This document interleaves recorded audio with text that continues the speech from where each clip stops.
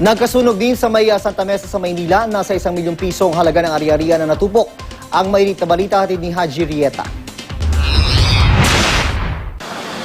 Nangangalit na po yung lumalamon sa isang gusaling ito ng madatanan GMA News sa bahagi ng Dimapang sa Santa Mesa, Maynila kaninang madaling araw. Dahil sa laki ng apoy, sunod-sunod na dumating ang mga bumbero. Ilang sandali pa, ang inakalang patay ng apoy muling lumaki. Kwento na ilang nakatira sa nasabing gusali, pasado na sa madaling araw ng sumiklab ang sunog. Wala naman po, wala nga po kami narinig na putok, basta lang po asok, tsaka yun, nagliliyab na dyan. Dyan daw po nanggaling sa likod. Dahil agad na lumabas ang gusali ng mga residente, kapwa ilang gamit lang daw ang naisalba nila. Natutulog din si Kevin Cruz ang sumiklab ang sunog, pero nagising daw sila sa sigaw ng mga tao. Lumabas na lang kami, 3 lang kasi kami sa loob eh. Natutulog kami. Ano pinagpapasalamat nyo ngayon? Ayun, pati sa kaligtas kami. Hindi kami nakakulong sa loob.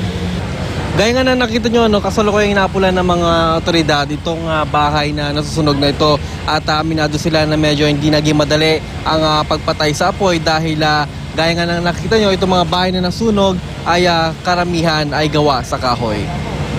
Halos 2 oras tumagal ang sunog na umabot ng 4 alarm. As per doon sa ating mga witnesses, nagsimula doon sa isang bakanteng establishment doon sa may second floor. So doon yung origin of fire. Tinatayang na sa 1 million pesos ang kabuuan ng pinsala ng sunog. Wala namang naitalang sugatan sa nasabing sunog. Haji Rieta, GMA News.